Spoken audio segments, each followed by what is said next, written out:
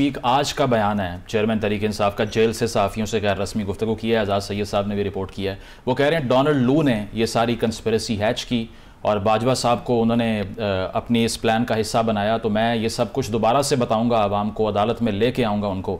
آپ کو واقعی لگتا ہے کہ ایک گرینڈ کنسپریسی ان پلیس تھی، پاکستان کی الیکٹڈ گورنمنٹ کو ڈی ریل کیا گیا اور اس کے بعد میں یہاں ایک کنسپائر کر کے دوبارہ سے ایک وزیر اعظم کو ہاتھ دھونا پڑے اپنی نوکری سے؟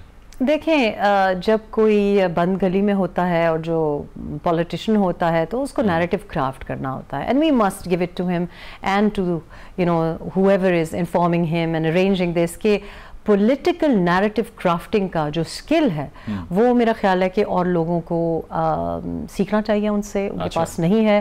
And he will craft a narrative out of thin air just like like wizard. تو یہ اب ظاہر ہے ان کو کچھ نہ کوئی سٹوری تو گھڑنی ہے، اب کیا اور کیا سٹوری گھڑیں.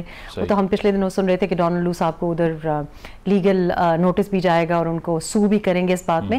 تو یہ نیریٹو کرافٹنگ ضروری ہوتی ہے آف کورس. جب آپ ایگزائل میں ہوتے ہو یا آپ جیل میں ہوتے ہو تو keep your supporter base involved and engaged. I think کہ باقی پارٹیز کو سیکھنا چاہیے، وہ پاکستان میں باہر بھی ہو کے وہ نیریٹو کرافٹ نہیں کر پا رہی ہیں. So I think full points to them. لیکن یو ایس کا ایک ہسٹری تو رہی ہے کولڈ وار ایرا کے اندر بھی کہ رجیم چینجز کروانا اور ٹاپل کر دینا گورنمنٹس کو، تو شاید اسی ہسٹوریکل ٹریجیکٹری کا یہ بھی حصہ ہو. آئی تھنک کہ جتنی ہسٹری ان کو سوٹ کرتی ہے ان کو وہ یاد رہتی ہے. ایبسلیوٹلی آئی تھنک کہ امریکن انٹرونشنز ہر جگہ ہوئی ہیں. I would draw attention to the fact کہ جو ہمارے ایک جوڈیشل مرڈر ہوا، آئی تھنک کہ وہاں امریکن انٹرونشن آپ کہہ سکتے ہیں. افغانستان میں جو کچھ ہوتا رہا اس کو آپ افغانستان کو ڈائریکٹلی لنک کر سکتے ہیں امریکن انٹرونشن کے ساتھ.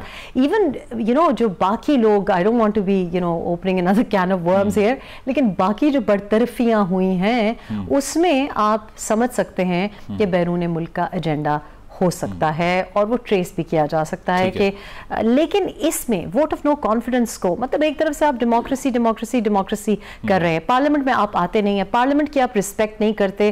آپ پارلیمنٹ کے جو نارمز ہیں وہ کیا ہے؟ ڈیموکریسی کی تو پہلی ریکوائرمنٹ یہ ہے کہ یو ول سٹ اینڈ ہیو ڈائلاگ. اگر آپ پارلیمنٹ میں آ کے، چاہے آپ اپوزیشن لیڈر ہیں یا پرائم منسٹر ہیں، آپ دوسرا جو مخالف ہے اس کے ساتھ بات ہی کرنے کو راضی نہیں، آپ اٹھ کے باہر نکل جاتے ہیں. تو اور ووٹ آف نو کانفیڈنس کو آپ ایک continuum of democracy, democratic process, constitutional rule کو فالو ہی نہیں کرتے، ایکسیپٹ ہی نہیں کرتے. تو that I think is a serious conspiracy against democracy in Pakistan. کیا وہ اس وقت کی اسٹیبلشمنٹ کی نیوٹرلٹی کے بغیر ممکن تھا؟